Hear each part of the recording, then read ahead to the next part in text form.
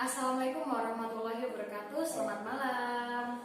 Bertemu lagi di channel saya, Guru Sekaligus Ibu, bersama suami terganteng saya, Iblis Tama. Oh, Iblis Tama ya, YouTube-nya ya kan. Dan kami pasangan yang tidak mau disebut tua. Oke, sekarang pada kesempatan ini mungkin kita akan membahas topik yang sedang hangat-hangatnya dibicarakan dan yang membuat kita diam di rumah. Apa ya kira-kira ya? Pasti tahu semua kan? Masalah pandemi corona. Corona atau pelesetannya Marcona. Corona. Ya teman-teman, seperti yang kita ketahui dan kita alami bersama bahwa sekarang ini kita sedang mengalami musibah nasional. Musibah nasional apa sih? Ngomong apa lupa tuh. Yang bukan bencana, bahasa Jawanya apa? Saya mau pakai bahasa Jawa. Pagebluk. Iya, pagebluk. Itu maksud saya. Pagebluk kalau kata Pak Ganjar ya. Pak Ganjar Gubernur Jawa Tengah. Kita sedang mengalami pagebluk yang sangat panjang sampai masuk sejarah. Sekolah itu libur sampai berbulan-bulan. Dari bulan apa, Mas? Dari bulan Desember. Oh, Desember belum. Puncaknya di bulan Maret kalau tidak salah. Mei apa? Puncak. Enggak, maksudnya pas corona masuk itu. Corona masuk Januari. Januari tapi belum booming ya kan. Ya. Ibaratnya dia masuk belum terkenal, belum naik daun ya kan. Awalnya dari Wuhan, Cina itu kurang lebihnya bulan November 2019. Iya. Namanya disebut juga COVID-19. Nah, karena munculnya di tahun 2019. Kalau 20 kan 2020 ya kan. Awalnya pemerintah menganggap sepele, ternyata Indonesia kena juga ya. Iya, yang sampai meme bertebaran bahwa orang Indonesia kebal COVID karena mereka sering terpapar sinar matahari, kemudian sering main di tanah dan lain sebagainya. Tapi ternyata itu hanya bullshit omong kosong dan kita kena juga. Oh, kalau saya termasuk yang ini setuju dengan sikap pemerintah, karena pemerintah kan bermaksud untuk membuat warganya tidak ketakutan.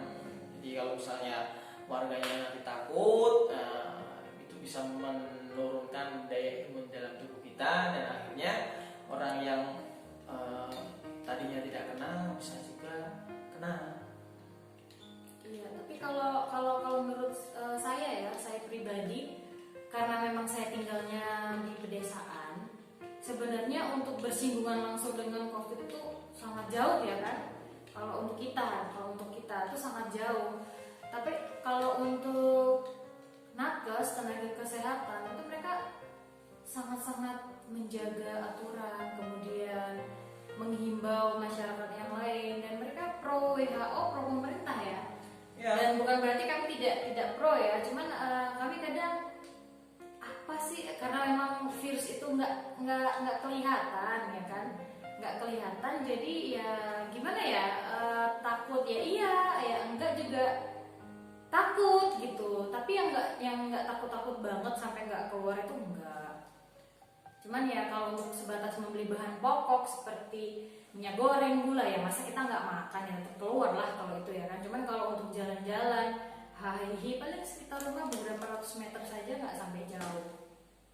Tapi menurut saya ini disebabkan oleh adanya peran media. Jadi karena pemberitaan yang dilakukan secara berulang-ulang, setiap hari, hampir setiap jam kita selalu melihat berita tentang virus corona di media massa, baik itu pun cetak maupun elektronik. Nah, itu yang menyebabkan terjadinya ketakutan di publik ya. Kalau media, tapi sebenarnya peran media penting juga loh ya, karena kita kan harus tahu juga informasi bahwa sekarang ini virus corona itu penyerangannya sudah sampai mana saja. Iya, dia menimbulkan korban berapa, itu kan penting. Iya, kita nggak yang harus buta informasi ya kan. Iya, cuma kan ini tidak seimbang antara pemberitaan yang negatif sama positifnya. Harusnya kan namanya itu kan harus berimbang, ada sisi negatif ada positifnya, jangan semata-mata sisi negatifnya terus yang dibahas, nanti sisi positifnya bisa tenggelam dan akhirnya malah tidak diberitakan sama sekali. Seperti perjuangan orang-orang yang sudah sembuh, sudah berhasil melawan corona, nah itu jarang sekali diberitakan, paling dalam satu hari 1% dari 99% berita corona. Iya benar juga sih. Ya selama ini kita memakan berita yang banyak negatifnya ya kan, sedangkan yang positif itu jarang diangkat. Padahal yang seperti suami saya katakan tadi, bahwa yang sembuh pun banyak, tidak hanya yang meninggal, tidak hanya yang terinfeksi. Kemudian yang orang-orang berjuang yang membantu warga yang terkena imbas corona itu kenapa tidak diangkat di media ya kan? Padahal itu sangat positif, bisa menularkan ke yang lain bahwa kalau memang kita berlebih dalam hal keuangan atau rizki ya kan, kita bisa berbagi sama yang lain.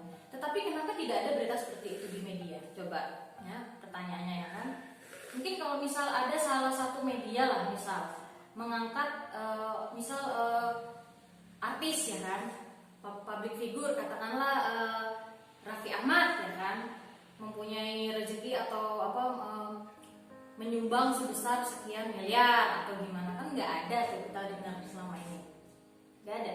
Ada, mungkin kita yang kurang membaca berita. Kalau setahu saya dari kalangan artis yang pertama kali menyumbang itu Nikita Mirzani 100 juta, itu dia yang wow, luar biasa. artis Nikita kontroversial ya, artis dengan salah kontroversial aja berani ya kan nyumbang segitu. Nikita, tepuk tangan buat Nikita. Apa sih julukannya Nikita tuh? nggak tahu. Mak ya? Mami atau lupa. Ya itu pokoknya.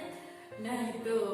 Jadi inilah yang sedang kita alami. Nah sekarang saya mau masuk ke dalam bidang pendidikan nih ya kan, karena kita termasuk seorang pendidik dan pengajar. Sekarang kan siswa-siswa banyak yang bosan di rumah ya kan. Ya iyalah, secara namanya anak-anak remaja inginnya beraktivitas di luar ruangan, terutama anak SD, anak SMP yang baru peralihan dari remaja ke anak-anak ke remaja, kemudian anak SMA yang biasanya hangout, lalu tiba-tiba terjadi perubahan habit ya kan, kebiasaan. Nah ini bagaimana nih? Pasti kan dari segi anaknya sendiri, kemudian dari orang tuanya pasti kan juga mengalami pembiasaan baru. Sekolah dari rumah ya kan, online, kemudian kalau yang SMP, SMA itu SMP pun tidak berjalan maksimal. Kemudian yang SD apalagi, yang PAUD apalagi. Nah, terutama anak PAUD nih. Anak PAUD kan ketika sekolah, belajar di sekolah dia dibimbing full oleh bunda-bundanya.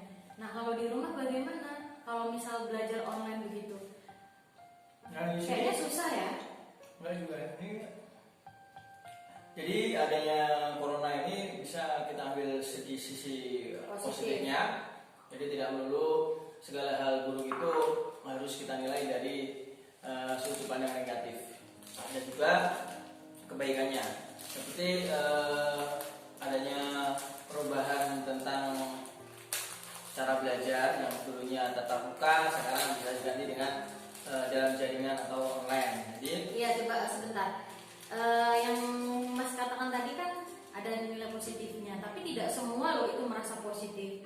Mungkin yang positif itu yang melek teknologi, tetapi kalau yang orang tua yang kalau bisa dikatakan jadul, tidak mengerti apa itu gadget, apalagi mengoperasikan itu kan sangat kesulitan. Nah itu makanya kalau kita lihat dari sisi positif pasti bisa diambil hikmahnya apa, orang-orang tua yang tidak mengenal teknologi pada akhirnya mau tidak mau karena itu kebutuhan anak harus belajar tentang teknologi. Nah itu juga kita tahu bahwa tidak semua daerah di Indonesia itu sudah terjangkau oleh sinyal telekomunikasi ya. Nah ini bisa juga menjadi masukan bagi pemerintah daerah, bahkan pemerintah pusat untuk lebih memperhatikan daerah-daerah di Indonesia ini yang belum terjamah oleh sinyal internet, masih tertinggal. Contohnya di sekolah saya di Kabupaten Aceh Timur itu sinyal benar-benar di daerah desanya, di area sekolah itu memang tidak ada sinyal. Kami harus berjalan beberapa kilometer naik bukit, dan itu pun masih kesulitan mencari sinyal ke sana kemari. Begitu dapat, belum tentu bisa nyambung. Nah itu kan kesulitan. Selama ini kalau sekolah saya menyikapi dengan cara gurunya mengundang siswa ke sekolah, tapi tidak melakukan KBM ya, tidak melakukan kegiatan belajar mengajar, hanya dikumpulkan di lapangan dengan jarak tertentu, kemudian dibagi tugas dan dikerjakan di rumah, kemudian dikumpulkan serentak pada jangka waktu yang sudah ditentukan oleh gurunya. Nah, dari situ kami mengambil nilai. Dan itu kan sangat timpang kalau saya bilang. Jika dibandingkan dengan siswa-siswa yang ada di mana? Di kota, yang di pelosok ini kan kasihan. Ya kan? Yang tugas-tugas secara offline itu kan saya rasa agak sedikit memberatkan, kemudian membosankan. Nah itulah pokoknya, itu dilema kita di bidang pendidikan. Kemudian anak-anak sangat bosan, dan itu cara menyikapi kebosanan bagaimana tuh ya kira-kira mereka? Banyak, ada yang beberapa daerah yang mungkin tidak terjangkau dengan sinyal telekomunikasi, ada yang sampai berjalan kaki, rombongan, rame-rame naik ke atas bukit. Ada juga yang tenaga pengajarnya rela meminjam motor dari kepala desa semata-mata hanya untuk bisa mengikuti pembelajaran online yang sudah ditetapkan oleh kementerian ya. Iya. Nah itulah, saya rasa memang di Indonesia ini